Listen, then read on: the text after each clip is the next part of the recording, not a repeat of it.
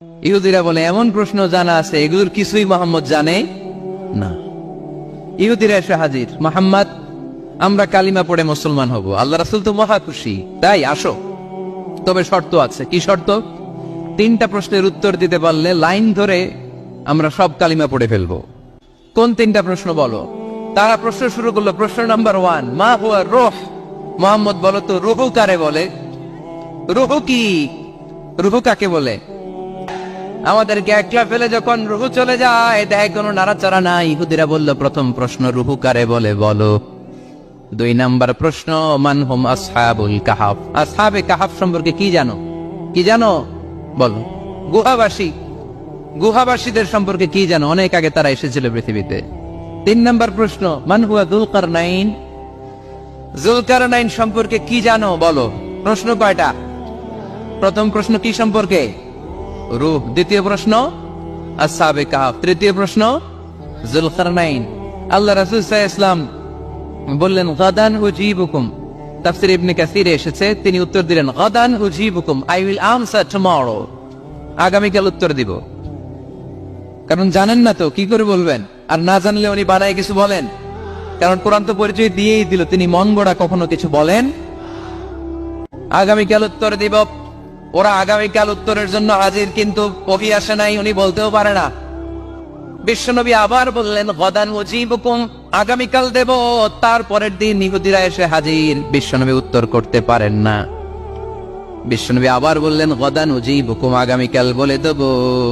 আগামীকাল ওরা এসে হাজির, তৃতীয় দিনও তিনি পারেন না। এসে হাসাহাসি শুরু করছে, এই মক্কার লোকেরা দেখো, এই লোকটা এতদিন তোমাদেরকে ভুল বুঝাইছে। এই লোকটা এতদিন বলেছে তিনি নবী। তিনি যদি নবী হতো তিনি তো প্রশ্নের উত্তর করতে পারতো, পারে না কেন? পারে না কেন? এটাই প্রমাণ করে তিনি নবী নয়।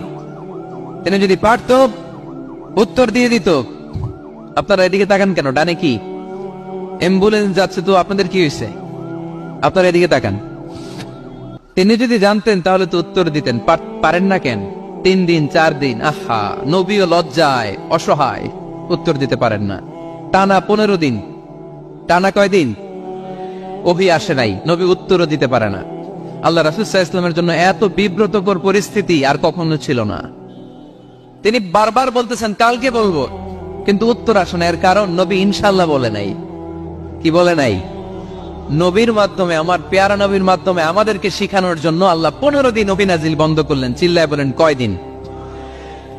এরপর আল্লাহ কোরআনের আয়াত নাজিল করলেন ওয়ালা তাকুলান্না লিশাইইন ইন্নী ফাইলুন যালিকা গাদা ইল্লা আইয়াশা আল্লাহ। নবী গো, ভবিষ্যতের কোন কাজের ব্যাপারে যদি কাউকে ওয়াদা দেন, ওয়াদা দেওয়ার আগে অবশ্যই ইনশাআল্লাহ বলে দিয়েন। নবীর মাধ্যমে আমরা শিখে গেলাম না?